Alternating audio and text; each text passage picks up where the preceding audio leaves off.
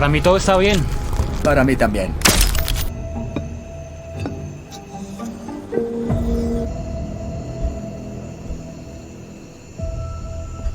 The responsibilities of new fatherhood seem to have ignited.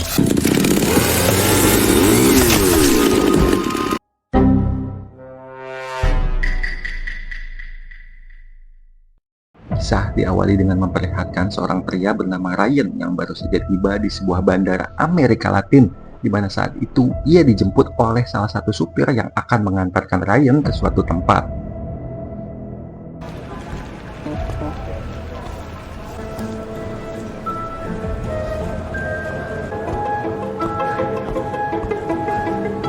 Di mana saat itu Ryan mendapatkan undangan dari kawan lamanya yang bernama Jack untuk datang ke sebuah rumah atau villa lebih tepatnya yang Jack tempati saat ini.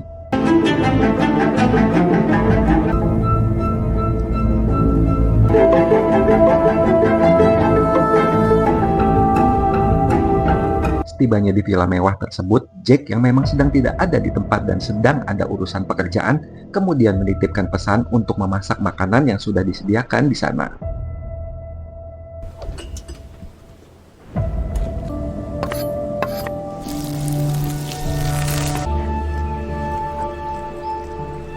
Singkat cerita, malam pun tiba. Inilah sosok Jack yang juga seorang koki sekaligus sahabat lama Ryan yang sudah 15 tahun tidak berjumpa. Di mana saat itu Jack mengatakan jika dirinya bekerja di sebuah agensi dan villa tersebut bukanlah miliknya, melainkan milik agensi tempat Jack bekerja. Saat itu Jack juga yang seorang koki di sebuah agensi pun mengatakan jika villa ini adalah tempat untuk acara makan-makan para kaum elit yang akan digelar beberapa hari lagi. Berbeda halnya dengan Ryan yang hanya seorang koki biasa di tempat makan pinggir jalan. Jack yang seorang koki utama ditugaskan untuk menyiapkan semua bahan makanan yang disajikan, sehingga dirinya lebih dulu dikirim ke sana untuk mempersiapkan segala kebutuhannya. Saat mengetahui gaji Jack dari agensi tersebut, Ryan cukup terkejut saat mengetahui nominal yang sangat besar karena mengingat agensi ini adalah agensi yang terbiasa mengatur pertemuan orang-orang yang super kaya dari segala penjuru dunia. You work for an agency? Real upscale shit, you know? It's a full experience. Yeah. Di keesokan hari, Jack pun mengajak Ryan untuk berkeliling kota menggunakan mobil tua yang baru ia beli, hingga akhirnya perjalanan mereka pun berakhir di sebuah tempat makan khas di kota tersebut.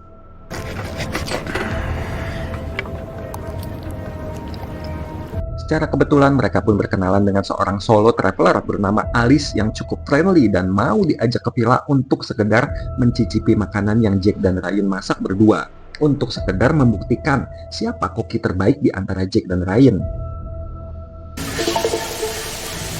Ryan, your phone, buddy?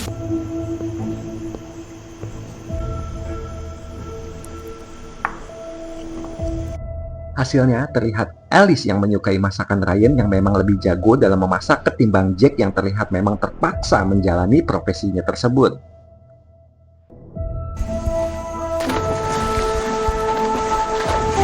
Setelah makan dan ngojai bareng, mereka pun membahas jam tangan milik Jack yang ia dapatkan dari Ryan setelah menang berjudi sekitar 15 tahun yang lalu.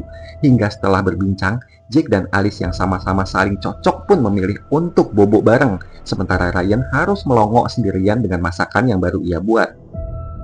Di keesokan pagi, Ryan pun mendapatkan sebuah pesan singkat yang menagih hutang dari seorang rentenir, di mana baru kita ketahui selain untuk bertemu Jack, tujuan Ryan datang ke sana adalah untuk kabur dari tagihan hutangnya. Saat itu, Jack juga yang baru saja tiba di sana setelah mengantarkan Alice kembali ke hotelnya. Tak lama Jack pun pamit pergi kembali kepada Ryan untuk urusan kerjanya. Di mana saat itu, Ryan yang melihat laptop milik Jack yang masih menyala pun merasa kepo dan dibuat terkejut saat melihat saldo di rekening Jack yang sebanyak $1.702.000 atau sekitar 20 miliar lebih. Saat Jack kembali, mereka pun kembali berbincang di mana Jack yang terlihat stres dan mengeluhkan pekerjaannya, seolah satu-satunya orang yang paling menderita di dunia. Padahal punya uang sebanyak 20 miliar lebih, Ryan yang saat itu sempat terpikir tentang hutangnya. Barangkali Jack berkenan meminjamkan sedikit uangnya. Namun melihat gelagat Jack, Ryan pun mengurungkan diri dan berniat akan menyampaikannya nanti pada saat yang tepat. Di keesokan pagi, Ryan dibuat cukup terkejut saat melihat Jack yang sudah tewas bundir, nguntag diri, di mana Ryan malah sempat-sempatnya terpikirkan hutang-hutangnya dan tak langsung memanggil polisi. Sehingga terpikir sebuah ide nakal untuk menyembunyikan jasad Jack agar bisa mengambil seluruh uang yang ada di rekening milik Jack agar bisa melunasi semua hutang-hutang Ryan. Untuk itu, Ryan pun diminta untuk datang ke bank cabang terdekat dan diminta membawa tanda pengenal. Sehingga Ryan segera memesan SIM palsu bernama Jack tapi dengan foto wajahnya yang ia pesan di internet yang akan datang beberapa hari lagi.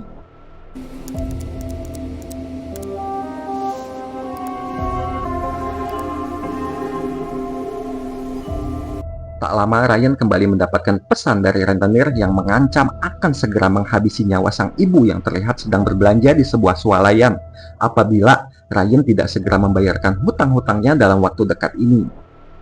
Hingga makin kuatlah tekad Ryan untuk bisa mendapatkan seluruh uang milik Jack, bahkan sampai menyeret jasad Jack untuk ditenggelamkan di sebuah danau yang tak jauh dari sana dengan menggunakan dumbbell fitness sebagai pemberatnya. Di keesokan hari, Ryan terlihat sedang bernegosiasi dengan si rentenir, di mana Ryan meminta si rentenir untuk sabar menunggu beberapa hari lagi agar dirinya bisa melunasi semua hutangnya. Namun tampaknya, si rentenir yang habis kesabaran pun meminta Ryan untuk segera membayar semua hutangnya hari itu juga.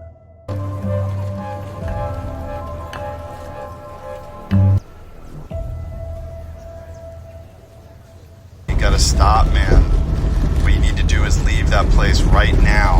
Setibanya di villa, Ryan cukup terkejut melihat sebuah mobil yang sudah terparkir di sana. Sehingga saat masuk ke dalam, Ryan pun bertemu dengan salah satu wanita dan asistennya bernama, kita panggil saja dia Putri dan Samsul. Dan sungguh beruntungnya Ryan karena mereka semua belum pernah bertemu dengan Jack secara langsung dan menganggap Ryan adalah Jack yang akan mempersiapkan makanan acara untuk para klien mereka. Tak sulit bagi Ryan yang juga seorang koki saat ditanya menu dan bahan apa yang akan ia siapkan untuk acara nanti. Sehingga Ryan langsung memanfaatkan keadaan dengan meminta sebagian pembayaran gajinya saat itu juga dan segera melunasi semua hutang-hutangnya tersebut. 50,000? Yeah.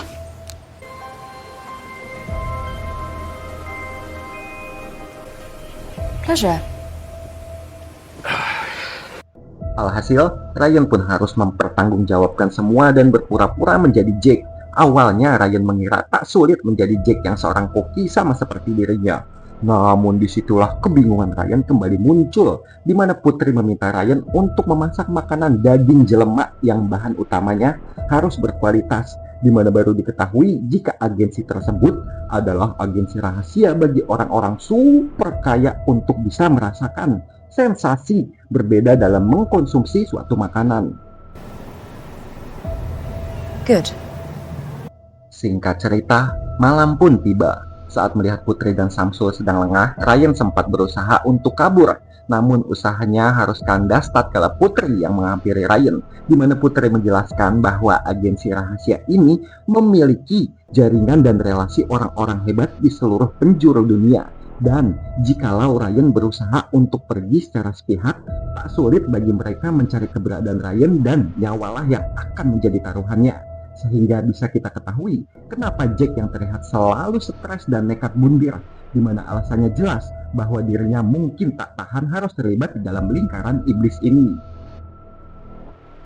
Are you heading out? We kill on average 50 people a year, plus 25 in the cleanup.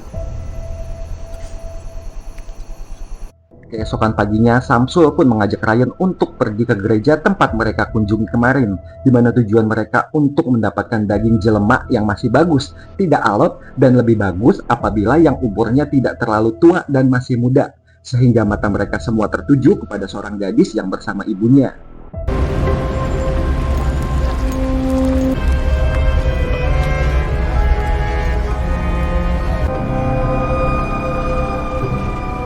Namun rupanya di tengah jalan mereka pun harus kehilangan jejak si target tersebut, sehingga secara gak sengaja bertemu dengan seorang pria tukang bengkel yang usianya sepertinya belum terlalu tua.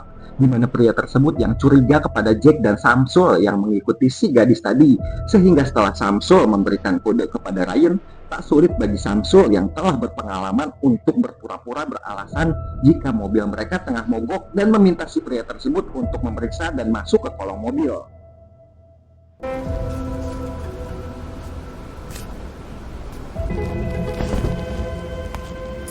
Para mí también. Tak berselang lama setelah membunuh si tukang bengkel, si gadis dan ibunya datang bersama seorang polisi yang melapor karena curiga diikuti oleh Ryan dan Samsul. Sehingga tak sulit bagi Samsul yang telah berpengalaman di lingkaran iblis ini untuk berpura-pura sedang bekerja melihat sebidang tanah yang akan dibangun di hotel di daerah tersebut dan memberikan kartu nama yang terlihat meyakinkan. Officer Gallo. Gallo, Gallo, sí. Yes. we need one over here.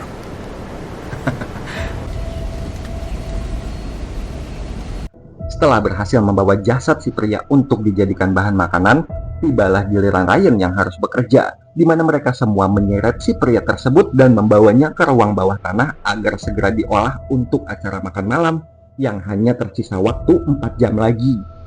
Sempat pelangap-pelongo dan tak tahu harus diapakan melihat tubuh si korban karena belum pernah sekalipun Ryan memasak daging jelema. Namun karena melihat raut wajah Putri dan Samsul yang mulai curiga, disitulah Ryan tak memiliki pilihan lain dan harus segera mengolahnya.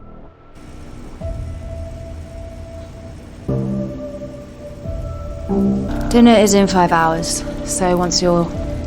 Selesai mandi setelah bersih teru dengan tubuh si korban, Ryan mendapati paket berupa SIM palsu yang ia pesan. Disitulah dirinya kemudian berniat untuk kabur kembali menggunakan mobil milik Jack. Namun baru berjalan beberapa meter dari sana, tiba-tiba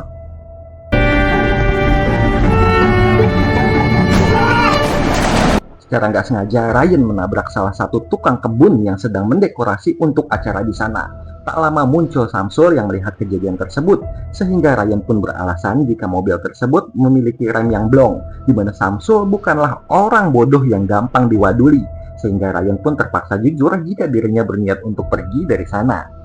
Saat mengetahui niat Ryan, Samsul tak marah sama sekali dan hanya memberikan saran kepada Ryan untuk jangan pernah sekalipun berusaha kabur dari agensi tersebut, karena yang sudah-sudah tak ada satupun yang bisa lolos dari pencarian agensi karena mereka memiliki jaringan dan relasi yang besar di seluruh penjuru dunia, sehingga tak sulit bagi mereka mencari Ryan yang bukan siapa-siapa ini. Tak punya pilihan, Ryan pun kemudian memilih gas saja dan menjelaskan beberapa menu yang akan ia siapkan untuk acara nanti malam, di mana acara tersebut akan dihadiri oleh 5 orang penting dari setiap negara yang berbeda.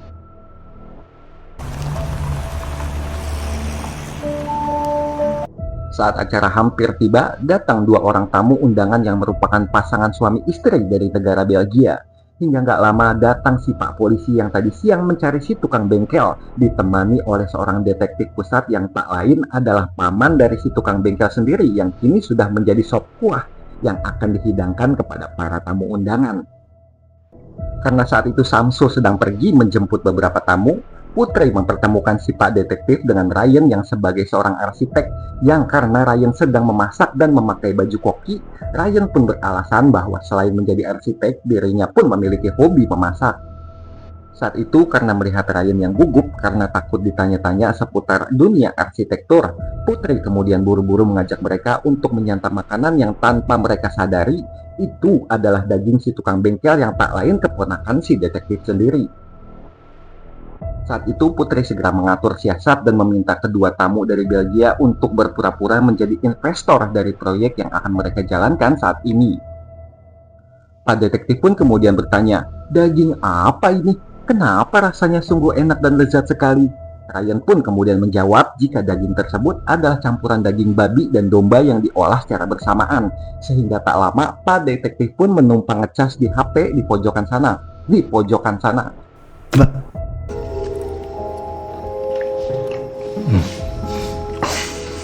Your architectural knowledge is, well, Saat itu, Pak detektif pun kemudian mulai bertanya-tanya seputar dunia arsitektur kepada Ryan. Disitulah wajah Ryan terlihat gelagapan sehingga beruntung mereka pun teralihkan dengan suara yang berasal dari luar sana yang merupakan tamu lain yang baru saja tiba di sana. Actually,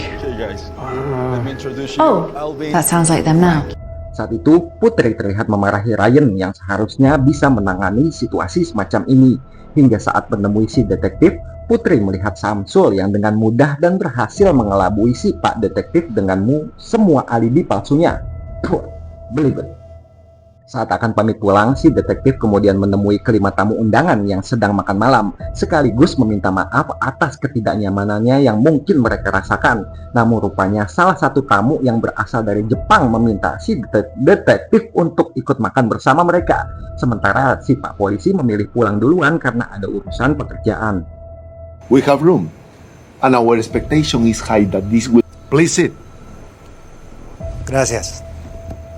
Keputusan si Om Jepang pun membuat Putri menegur hal tersebut, namun justru si Om Jepang pun mengatakan jika orang-orang kaya seperti mereka menginginkan makan malam yang memacu adrenalin atau semacam tantangan yang justru membuatnya semakin menarik. The adrenaline floods the mind like nothing. You don't worry about the others. Leave that to me. Tak lama Samsul pun mengatakan kepada Putri bahwa ada tamu yang tak diundang yang menunggu di luar untuk menunggu Jack, yang ternyata itu adalah Alice yang pernah berkencan dengan Jack sebelumnya. Karena Alice memaksa untuk bertemu dengan Jack, Putri pun mempersilahkannya masuk dan berharap agar dirinya segera cepat pulang, di mana Ryan dibuat cukup terkejut melihat bebenguk Alice yang datang di saat yang sangat-sangat tidak tepat. We have another guest. Do it now, Jack. Saat itu Alice pun bertanya kepada Ryan mengapa bukan Jack yang memasak di sana, sehingga Ryan yang dengan setelan gelagapannya pun mengatakan bahwa Jack sedang pulang ke UK untuk mengurus keperluan pribadinya. Awalnya sempat Alice percaya dan berniat pulang, namun saat melihat jam tangan milik Jack yang dipakai Ryan, Alice pun yang kecewa kemudian buru-buru pulang saat itu juga.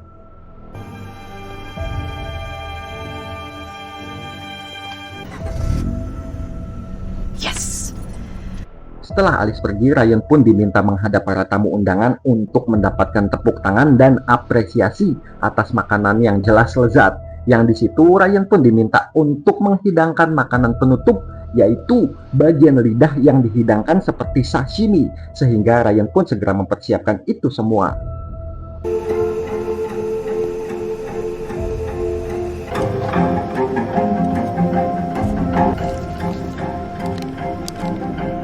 Namun alangkah terkejutnya Ryan dan Putri saat mengetahui bahwa si tukang bengkel memiliki penyakit herpes yang ditunjukkan dari beberapa bagian lidah yang sedikit melepuh, sehingga Ryan diminta untuk segera mempersiapkan lidah orang lain. Yang tak lama muncul Alice yang meminta tolong untuk dipanggilkan taksi karena mobilnya yang mengalami mogok.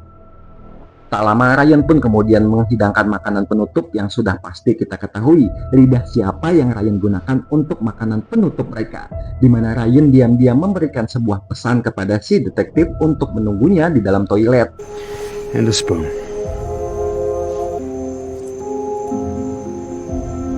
Setelah bertemu, Ryan pun menjelaskan daging apa yang mereka makan, yang di situ membuat si Pak Detektif mual-mual dan memuntahkan semua makanannya.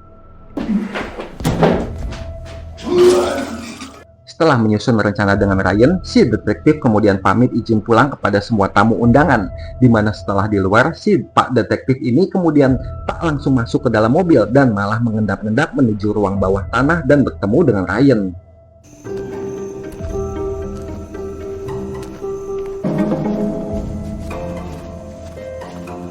Dan betapa terkejutnya si detektif saat mengetahui kebenaran yang diungkap oleh Ryan di sana.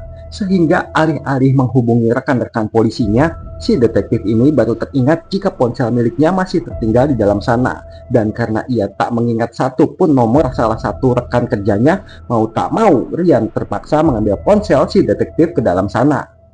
Saat akan masuk ke dalam villa, Ryan pun bertemu dengan para tamu undangan yang bersiap untuk pulang ke negaranya masing-masing, di mana Samsul yang tahu betul melihat gerak-gerik Ryan yang mencurigakan, sehingga ia langsung menghabisi si detektif dengan gergaji mesin saat itu juga.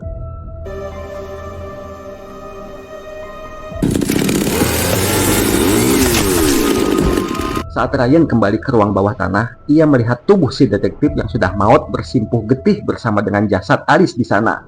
Samsul sekali lagi tak marah dan hanya mengingatkan Ryan untuk segera memberesi semua kekacauan ini. From Bogota. I'm writing this on an airplane. Di keesokan harinya, Putri terlihat sedang sibuk merekayasa kematian si detektif dan si tukang bengkel, sementara Ryan masih gegoleran di kasur setelah tidak bisa tidur semalaman. Di mana saat Ryan menghampiri Putri, Putri mengatakan jika dirinya baru saja mendapatkan pesan email dari para tamu undangan yang memuji dan puas atas masakan Ryan, sehingga Putri segera mentransfer sisa pembayaran gaji Ryan yang berkisar 4 miliar lebih. Putri juga mengatakan jika pihak agensi pusat telah mengontak dirinya dan merekomendasikan Ryan untuk menjadi koki di acara yang lebih besar lagi yang sudah pasti dihadiri oleh para tamu undangan dari seluruh penjuru dunia yang lebih kaya, lebih elit dari sebelumnya. The word is out on you. Requests have been coming in to be on your table from all over the world. Oh, we wired the remaining 250k from last night's job into your account. Oh, yeah. I'm flying there this morning. Sesuai protokol agensi, Ryan pun disuntikkan sebuah alat pelacak kecil ke dalam tubuhnya untuk menghindari hal-hal semacam percobaan untuk kabur atau membahas perihal agensi kepada orang lain. Di mana setelah itu Ryan pun diperbolehkan untuk pulang ke London, tempat asal dirinya.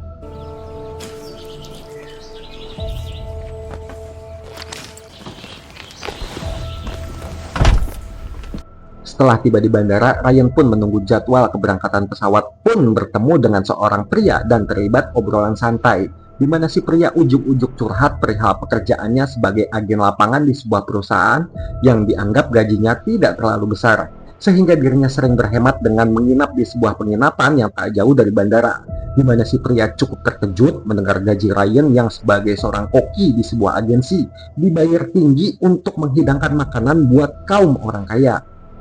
Yang si pria tersebut tak tahu saja jika Priyan sama sekali tak menyukai pekerjaannya tersebut, di mana hal tersebut sama seperti yang dirasakan oleh Jake, sahabat Ryan, sebelum mengakhiri hidupnya sendiri. Tamat, ending yang cukup membagongkan.